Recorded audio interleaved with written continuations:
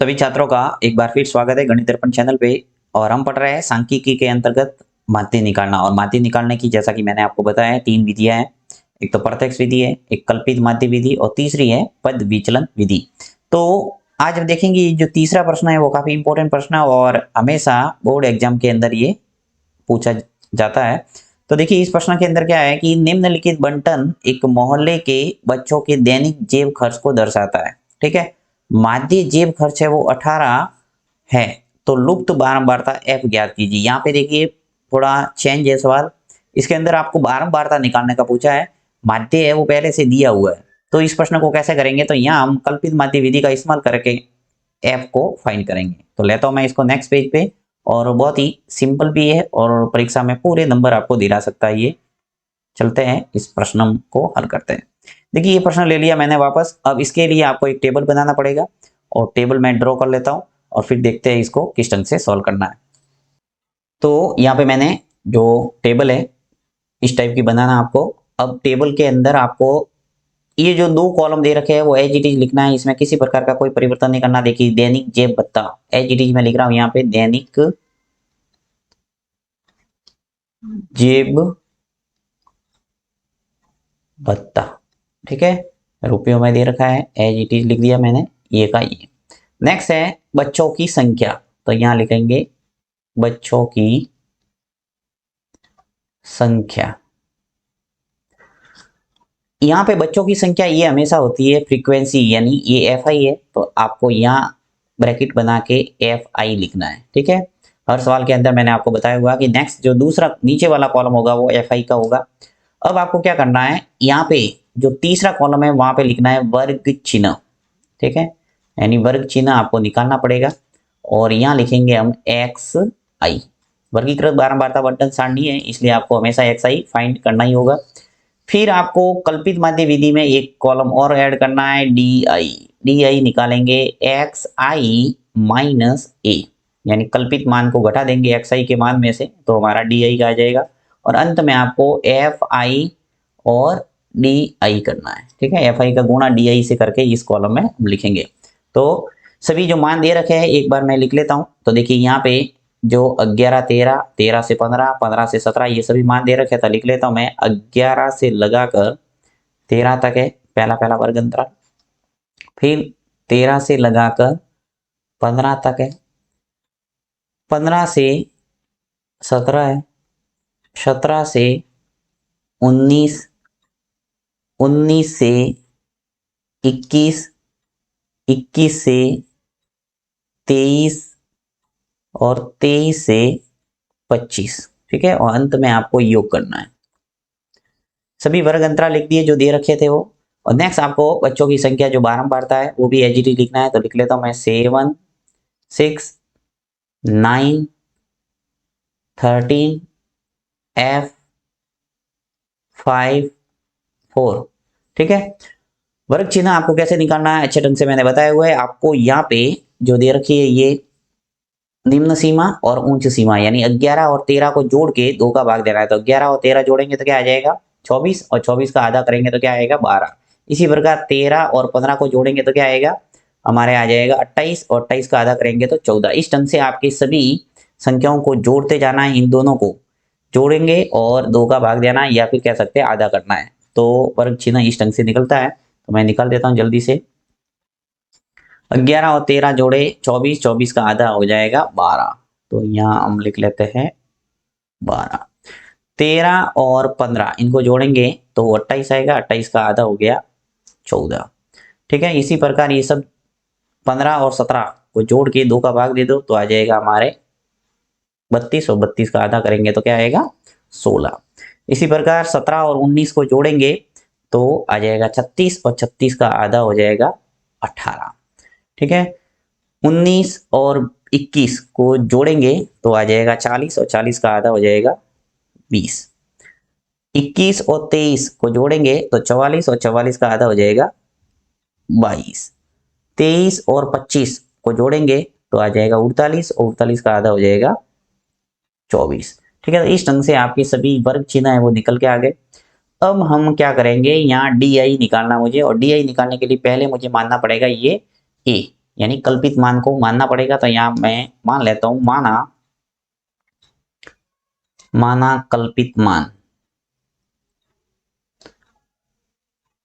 कल्पित मान को ए से लिखते हो, ए मैं मानता हूं यहाँ पे 18।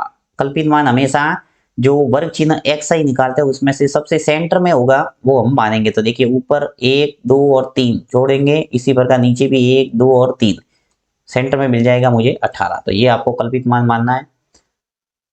तो लिख देते हैं हम ए बराबर 18। ठीक है, कल्पित मान मान लिया। अब आपको क्या करना है, देखिए ये डी आई निकालना है। तो सबसे पहले मैं जैसे डी आई कैसे निकालूंगा, एक्स आई माइनस ए करना मुझे। तो एक्स आई जो है ये 12, इस 12 में से घटाऊंगा क्या, ए, और ए मैंने क्या माना है 18। तो 12 में से 18 गया, क्या बचा माइनस के 6। तो इस ढंग से आपको इन सभी खानों की पूर्ति करना है। ठीक है, तो मैं सभी पूर्ति कर लेता हूँ जल्दी जल्दी से।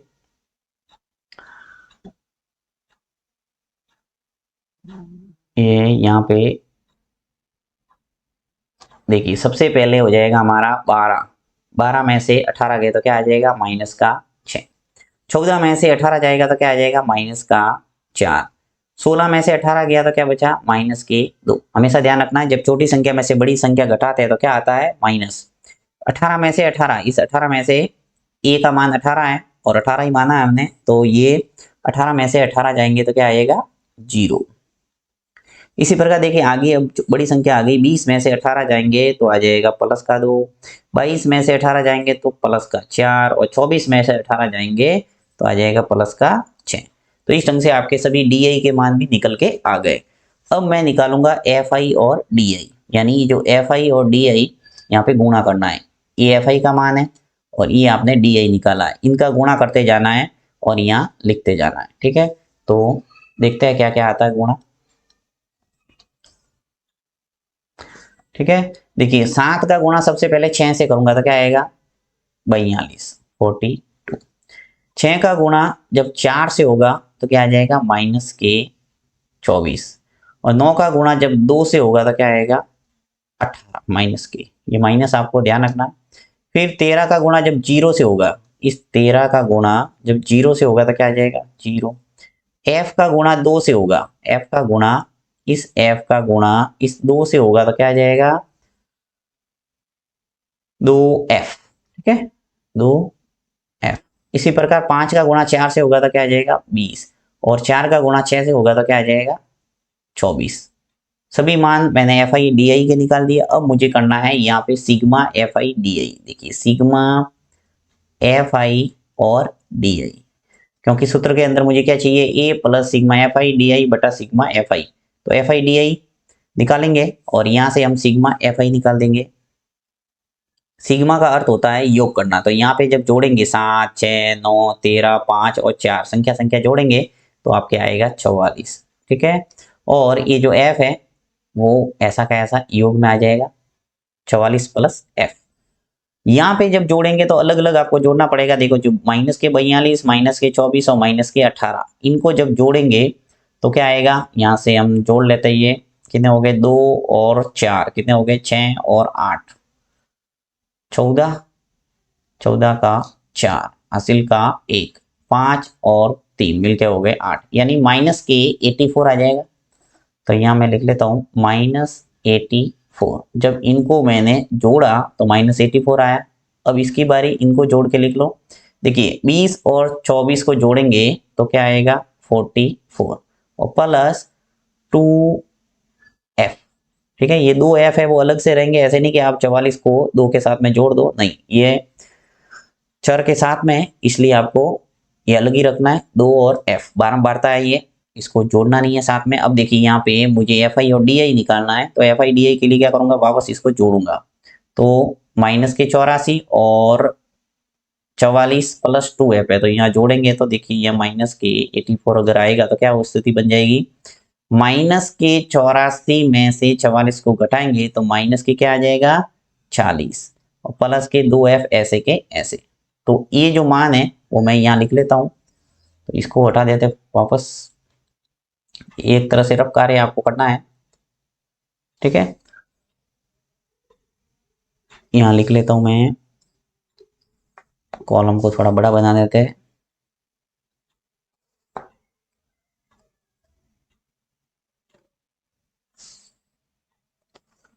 यहाँ मैं लिखूंगा माइनस के 40 प्लस 2f।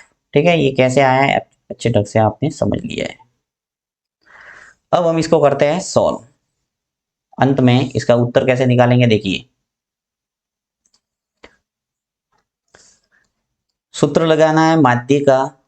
माध्य बराबर होता है एक्स बार बराबर A plus sigma F I D I बट्टा सिग्मा एफ आई। तो ए है वो क्या माना मैंने, कल्पित मान 18, तो यहाँ लिखूंगा 18। ठीक है, अब जो सिग्मा एफ आई डी आई है वो मैंने क्या निकाला है, -40 प्लस 2f। तो यहाँ लिखेंगे प्लस, ब्रैकेट में लगा देता हूँ, -40 प्लस 2f बट्टा सिग्मा एफ आई है वो क्या आ गया, 44 प्लस एफ, 44 प्लस एफ। और एक्स बार है वो मुझे दे रखा है, यानी माध्य है वो पहले से दे रखा है, ये एक्स बार क्या लिखा है, माध्य है। तो माध्य जो होता है वो यहाँ पे प्रश्न के अंदर इसने पहले से दे रखा है कि 18 है, तो 18 है, और इसको लेके हम इसको कर देंगे सॉल्व। क्या स्थिति बनेगी देखिए, यहाँ पे ये जो 18 है पक्षांतर होके जब लेफ्ट हैंड साइड में आएगा तो क्या आ जाएगा, 18 माइनस 18, और आगे स्थिति क्या हो जाएगी, -40 प्लस 2f। ठीक है, 18 में से 18 गया, 0 आ गया, बराबर ये -40, सॉरी यहाँ पे नीचे भी लिखना है, नीचे देखिए क्या है, 44 plus F, 44 plus F.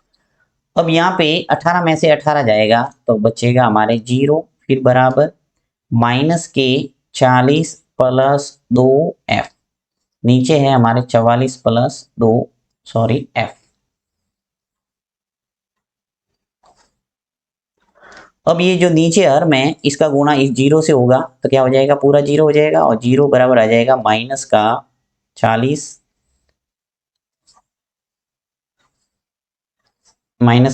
Plus 2f, -40 इधर जाएंगे तो क्या आ जाएगा, प्लस के 40 बराबर 2f। तो f का मान आ जाएगा 40 बट्टा 2 बराबर f। तो 40 में 2 का भाग देंगे तो क्या आएगा, 20 बराबर आ जाएगा f। तो इस ढंग से आपके f का मान है वो निकल के आ गया 20। तो ये तरीका है इस सवाल को करने का।